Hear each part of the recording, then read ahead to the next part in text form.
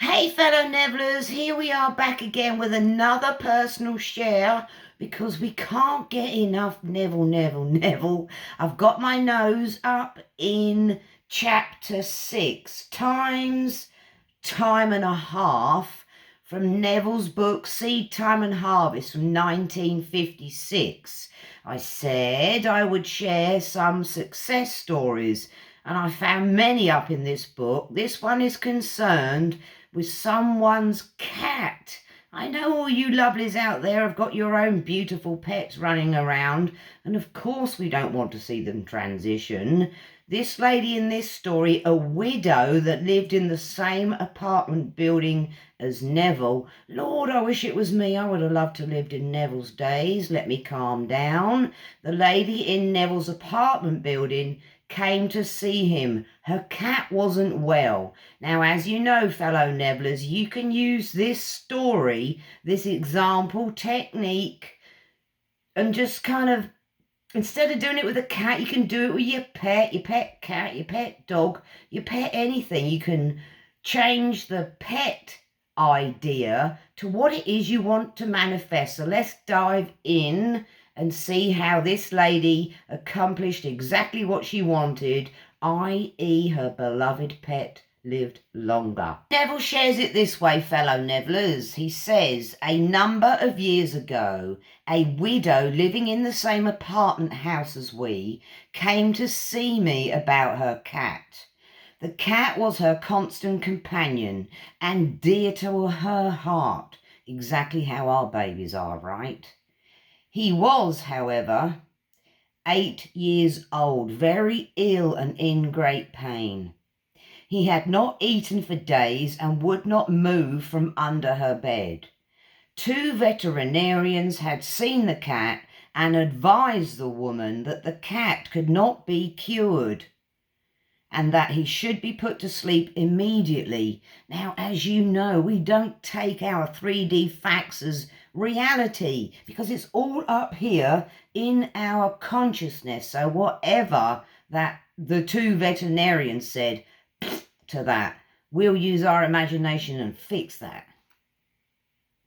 I suggested that night before retiring, she create in her imagination some action that would indicate the cat was its former healthy self. I advised her to do it over and over again until it took on the tones of reality. Neville is always telling us this, that action that we take in our meditation, in our imagination, it's an internal action. You have to do it over and over and over. Keep doing it until you fall asleep, or until you fall asleep, fellow Nevillers.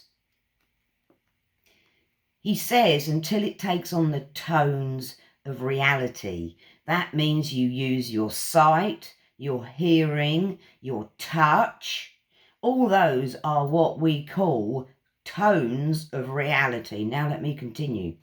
He says, this she promised to do. However, either from lack of faith in my advice or from lack of faith in her own ability to carry out the imaginary action, she asked her niece to spend the night with her. This request was made so that if the cat were not well by morning, the niece would take it to the veterinarians and she, the owner, would not have to face such a dreaded task. I'll pause right here because the word faith appears. This widow from Neville's apartment building, either from lack of faith, that's the line I picked up on, asked her niece to come stay with her so she didn't have to take her poor baby cat to the vets. Now, faith, we have to walk by faith, my lovelies. We have to totally believe in what we're doing, i.e. by faith. I'll do another lecture on this because it's important. Let's continue. That night she settled herself in an easy chair and began to imagine the cat was romping beside her, scratching at the furniture and doing many things she would not normally have allowed. Each time she found that her mind had wandered from its predetermined task to see a normal, healthy, frisky cat, she brought her attention back to the room and started her imaginary action over again. Yet again, Neville's telling us she started it because your attention's going to wander, my lovelies. We have to practice to focus our attention on what we want. And I will do another video for that, for attention. Now, he says this she did over and over again until finally, in a feeling of relief, she dropped off to sleep, still seated in her chair. Here's where the magic happens, my lovelies. She did it over and over again and she fell asleep doing that action, i.e. petting the cat, loving the cat, tickling his ears, seeing him romping.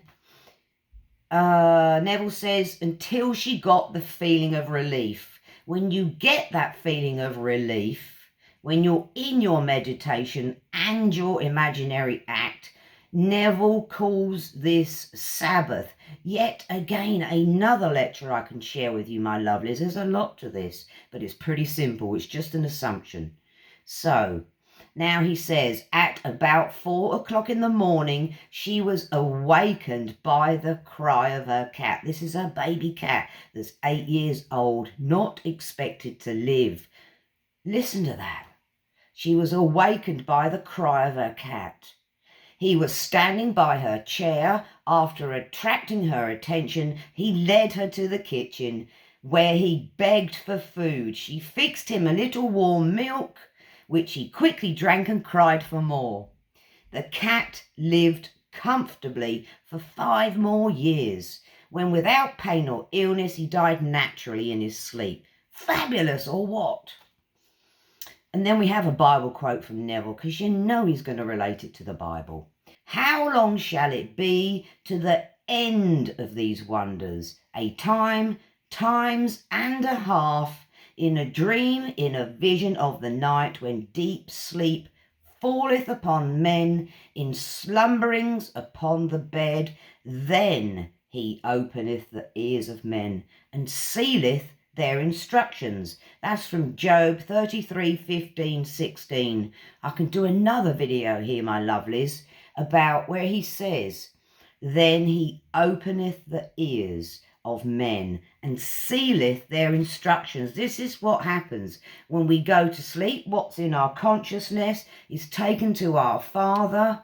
What's in it is what he's going to give us out here in 3D. So if you take something else into your consciousness at sleep time, he's going to give you that. So the lady took, my cat is healthy, my cat is just fine, and that's exactly what her imagination produced out in 3D.